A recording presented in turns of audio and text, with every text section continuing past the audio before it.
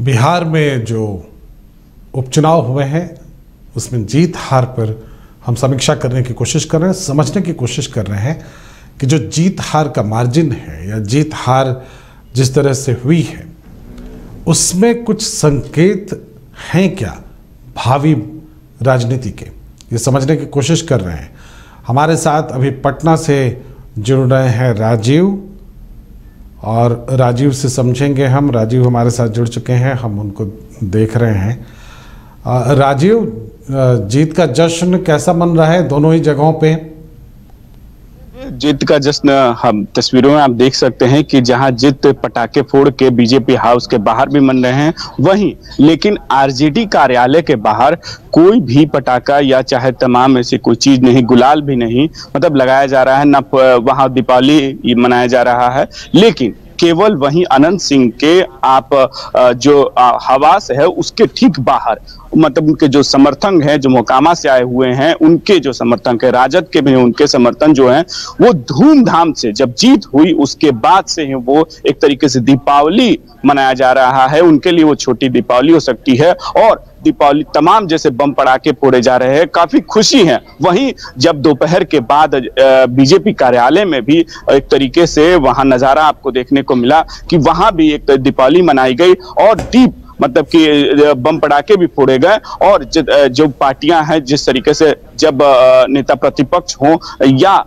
काला सम्राट चौधरी हो, वो तमाम लोग जीत के दावे गोपालगंज को लेकर जो जीत हुई है उसको लेकर खुशी जाहिर की। और वहीं जब यही बात हम जब सोनम देवी से बात की, अनंत सिंह की पत्नी से, तो उनका भी कहना है कि जीत ये जनता की जीत है और तमाम कार्यकर्ता जो उनसे जो आए हुए थे, जो समर्थक थे, उनके लिए पकवान तमाम ऐसी चीजें, रसगुल्ले, मतलब कि जो एक जश्न का माहौल आनंद सिंह के आवास पर वो पहले से ही वो था। राजू, आप जो बोल रहे हैं उसमें एक बात बहुत इंपॉर्टेंट है। आप ये कह रहे हैं कि जीत के बाद यानी चुनाव परिणाम आने के बाद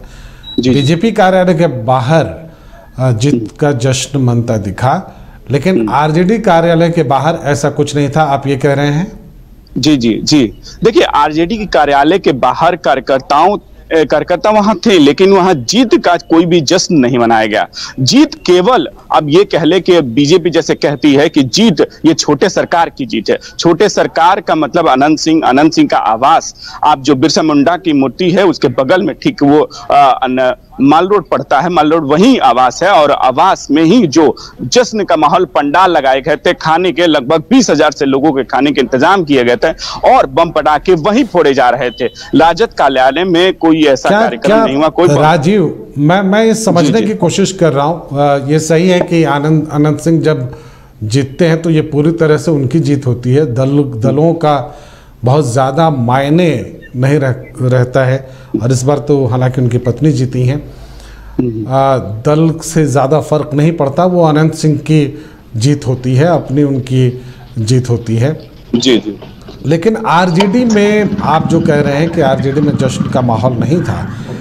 क्या आरजेडी ये उम्मीद लगाए बैठी थी कि ये दोनों सीट उसे मिलने जा रहा है? देखिए आरजेडी ने उम्मीद तो लगाई रखी गोपालगंज की। गोपालगंज जैसे आप मान लीजिए कि उनका एक आरजेडी का गढ़ है। गढ़ में ऐसे बीजेपी भले जीती आई है, लेकिन घर है, लालू प्रसाद यादव का घर है, और घर में हार जाना कहीं ना कहीं एक तरीके से सरकार को डेंट लगाता है। महागठबंधन की जो 7 पार्टियां की बनी हुई हैं उसमें कहीं ना कहीं डेंट लगाता है। और ये जब हार हुई है तो एक जीत, जब बता मोकामा की जो जीत है, भले वो महागठबंधन में हो, लेकिन वो जीत कहलाती है अनंत सिंह की जीत कहलाती है, छोटे सरकार की जीत कहलाती है। वो भले वो निर्दलीय भी रहे या तो वो पार्टी में रहे, तो जीत उन्हीं की होती है। लेकिन गोपालगंज की हार कहीं ना कहीं वो भी थोड़ी सी अनपच कर रही है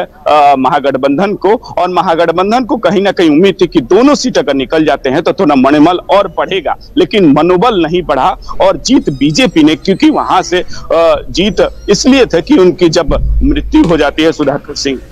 माफ करें, कि उनकी हो जाती तो पत्नी खड़ी होती, तो वो वोट एक सहानुभूति वाली वोट उनको मिली। और जैसे जीत हुई है, बीजेपी काफी जीत के जश्न मना रही है, लेकिन वही जीत इसलिए कह रही है कि मोकामा में भी जीत जो हमारी जो नहीं हो पाई, लेकिन अंतराल इतना रहा कि हम वोट पहली बार 25 साल के बाद वहां हम अपनी कैंडिडेट दें, और कैंडिडेट देने के बाद इस तरीके 63,000 से ज्यादा हमें वोट मिलते हैं तो कहीं ना कहीं हमारा वहां वोट बैंक बढ़ता है। तो इसको लेकर तेजस्वी यादव की भी आपने सुना होगा कि वो कह रहे हैं कि दोनों कैंडिडेट जीते, और जो मामला में मतलब कि एक तरीके से जो उत्साह दिखता है आरजेडी में। राजीव, एक इम्पॉर्टेंट बात जो शायद हम लोगों को डिस्कस करना चाहिए वो ये है कि अगर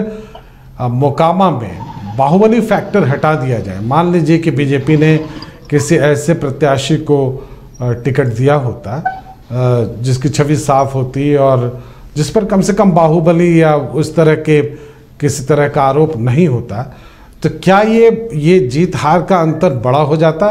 क्या मोकामा में मुकाबला करने के लिए कोई दूसरा ताकतवर इंसान ही चाहिए या फिर कोई सामान्य प्रत्याशी भी वहां खड़ा किया जा सकता है? देखिए, फैक्टर अब साफ है कि जो अनंत सिंह का वर्चस्व है ये नकारा नहीं जा सकता है। अनंत सिंह ने वहां के लोगों के लिए किया है। लोग कहते हैं, जो मोकामा से वहां लोग आए थे, जो वहां जिस जश्न में थे, उनका साफ कहना है कि मोकामा के जो अनंत सिंह छोटे सरकार हैं वो गरीब से लेकर बड़े तक सब में वो एक तरीके से मान्य हैं, और उनके जितने भी सुख दुख और सब में वो एक तरीके से सम्मिलित होते हैं, और अगर जरूरत पड़ती हो तो उनको अपनी मदद भी करते हैं। तो वहां एक बराबरी का कैंडिडेट, वो भले आप साफ छवि की बात करें, लेकिन जो इलाका है, जो इस तरीके का वहां कहा जाता है कि अनंत सिंह बाहुबली कहे जाते हैं, और वैसी कैंडिडेट को वैसा ही कैंडिडेट अगर काउंटर कर सकता है। लेकिन अगर भले एक बात जान लीजिए कि ये ललन सिंह जो बीजेपी में है, उनके भले जो छवि आपकी कह रहे हैं कि, लेकिन ये छवि आपको मान के चले कि उनकी भी छवि उस तरीके की है, लेकिन एक उनका काउंटर जो 5 बार से वो वहां से चुनाव हार चुके हैं और इस बार अपनी पत्नी को खड़ा करते हैं, लेकिन जो हार हुई है मतलब एक तरीके से बीजेपी की, तो वो अनंत सिंह केवल एक फैक्टर है। अनंत सिंह के अलावा कोई फैक्टर नहीं है, ना हम महागठबंधन की, ना तेजस्वी यादव की। साफ वहां के कार्यकर्ता भी, जो समर्थक है, वो कह रहे थे। तो मतलब इसलिए आज जो महागठबंधन है वो थोड़ी सी बचाव जो जीत है, जो एक बराबरी की जीत हुई है, उस पर जस्ट उतनी नहीं है जितनी अगर वो दोनों सीट जीत जाती तो महागठबंधन को और बूस्टअप मिलता, और जो सरकार बनी है इसको 2024 में या 2025 में बताने के लिए होता कि हमने एक अग्नि परीक्षा वो हमने पास कर ली है। चलिए, ये एक इम्पॉर्टेंट फैक्टर है, और हम ये भी थोड़ा सा समझने की कोशिश करेंगे आपसे कि जो अभी हम लोग चर्चा कर रहे थे कि AIMIM का जो फैक्टर है वो कितना प्रभावी होने वाला है आने वाले चुनाव में, क्या इसके संकेत मिले हैं? क्या आपको लगता है कि AIMIM आने वाले चुनाव में एक फैक्टर, खासकर गोपालगंज में जिस तरह से रिजल्ट आया है उसको देखते हुए,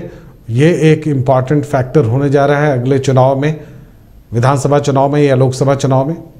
देखिए, 2020 के नतीजे सबको पता है कि जिस तरीके से उनके 5 सीट आए हुए थे, तो एक जो सीमांचल का इलाका है वो आपको एक बहुल इलाका है जहां अल्पसंख्यक की ज्यादा वहां बोलबाला है। वहां से जीत जिस तरीके से हुई है, 5 सीटें जीत के आए थे, वो भले ही राजद में चले गए, 4 लोग चले गए, तो लेकिन जो धीरे धीरे MIM के जो प्रभाव बढ़ रहे हैं, इस जीत में भी जैसे आपकी मान लो बीजेपी की जीत हुई है, लेकिन उस जीत में जो MIM को लगभग 10,000 से ज्यादा वोट पड़े हैं, तो कहीं ना कहीं एक संकेत यह है कि जो आरजेडी का वोट, जो कैडर वोट है, वो जो मुस्लिम का वोट है, वो धीरे धीरे MIM की तरफ शायद हो सकता है कि आने वाले दिनों में शिफ्ट करे। और जो कहते हैं कि बार बार महागठबंधन कहती है कि हम MY वाले में हैं, भले वो A to Z की वाली पार्टी कहती है कि हम अब A to Z हैं, लेकिन MY समीकरण वो हमेशा रहा है, लेकिन Y जो है वो माफ करें कि जो M है वो धीरे धीरे हो सकता है कि MIM की तरफ हो सकता है शिफ्ट करे, क्योंकि जिस तरीके से 10,000 से ज्यादा वोट पड़े हैं और 5 सीटें 2020 में जीत कर आए थे, तो वो कहीं ना कहीं अब धीरे धीरे, और जो साधु यादव का जो फैक्टर बताया जा रहा है वो भले वहां गोपालगंज में काम नहीं आया, और MIM का 10,000 से सीट ज्यादा बढ़ना, तो ये चिंताजनक महागठबंधन के लिए, ना कि बीजेपी के लिए। बीजेपी का अल्पसंख्यक से वोट भले परसेंटेज मिलने का बहुत ही कम होता है, लेकिन महागठबंधन के लिए कहीं ना कहीं ये चिंता का विषय तो जरूर है। चलिए, ये इम्पॉर्टेंट फैक्टर है। अभी हम चर्चा कर रहे थे चिराग पासवान के बारे में। चिराग पासवान इस चुनाव में उतरे भी, हम कह सकते हैं लेट से आए, लेकिन आए, चुनाव प्रचार भी किया। क्या ये हम माने जिस तरह से मोकामा में के रिजल्ट आए हैं कि उनका फैक्टर नगण्य है? कुछ इलाकों में हालांकि उनकी पकड़ ज़बरदस्त है, लेकिन कुछ इलाकों में ये मान लिया जाएगा कि चिराग पासवान उतने सर्वमान्य नहीं हैं। देखिए, अब 2 दिन पहले उतारती है चिराग पासवान को और प्रचार करने के लिए पहुंचते हैं, लेकिन प्रचार तो जिस तरीके से वो निकलते हैं गाड़ियों में और वहां प्रचार कर रहे थे, तो जो लोग मतलब कि एक तरीके जनसैलाब दिखने को मिला था, तो वो वोट बैंक में बीजेपी उम्मीद लगाए बैठी थी कि मोकामा में वो हो सकता है कि जो 30,000 वोटर हैं जो पढ़ते हैं, जो पासवान जाति से, चाहे तमाम वो जातियां हैं जो चिराग पासवान इन्फ्लुएंस करते हो, लेकिन वो वोट कहीं ना कहीं बीजेपी को नहीं पड़ा है। और अगर पड़ा होता तो अंतराल थोड़ी सी कम होती, हो सकता है कि अगर वो पड़ा होता तो 5,000 से जीत होती नीलम की, लेकिन वो वोट नहीं पड़ा है, तो कहीं ना कहीं अंतराल जो है वो बड़ा है। अगर वो बड़ा चिराग पासवान का फैक्टर काम किया होता तो जो मोकामा की जो आई है रिजल्ट, उसमें कुछ न कुछ तो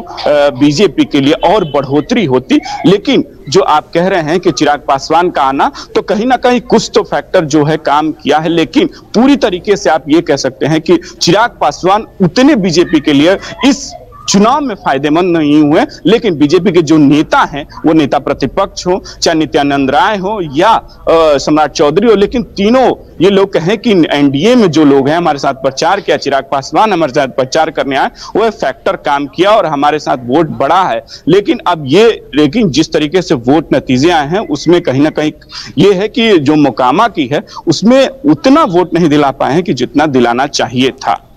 चलिए राजीव, बहुत बहुत धन्यवाद हमारे साथ जुड़ने के लिए। बिहार